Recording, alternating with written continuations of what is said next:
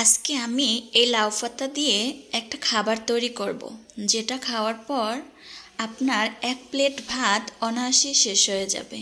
তো ভিডিওটি দেখার জন্য আমার সাথেই থাকুন। আসসালামু আলাইকুম, আপনারা সবাই কেমন আছেন? আলহামদুলিল্লাহ, আমিও ভালো আছি। তো চলে আসলাম একটি ছোট্ট ব্লগ নিয়ে।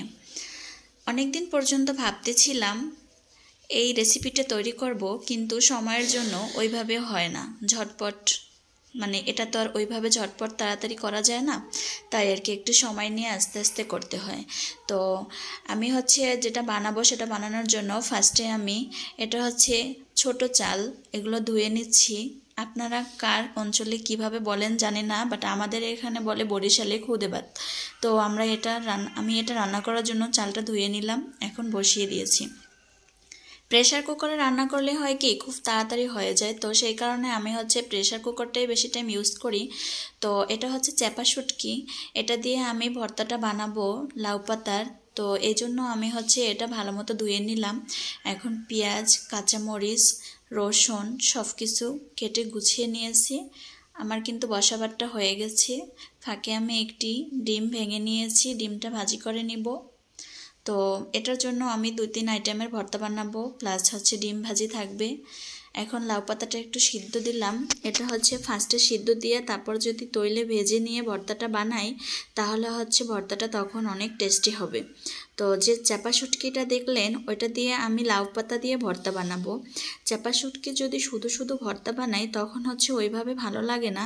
যদি আমি কোনো পাতা দিয়ে, কোনো ধরনের শাক একটু দিয়ে যদি বানাই, তখন ভর্তাটা খুবই টেস্টি হয় আর কি। তো ভর্তা বানানোর জন্য আমি সব কিছু ভেজে নিচ্ছি তৈলে ভেজে নিলে ভর্তাটা খুব সুস্বাদু হয়। তো আমার এখন ভেজে নেওয়া রেডি হয়ে গেছে, সব কিছু একদম রেডি। এখন আমি ভর্তাটা বানিয়ে নিব। তো এটা পাটাপুতো দিয়ে বানিয়ে নিব। অনেক সময় আমি ব্লেন্ডারেও ভর্তা বানাই। ব্লেন্ডারে ভর্তা বানালে কি হয়, ভর্তাটা অতটা স্বাদ লাগে না।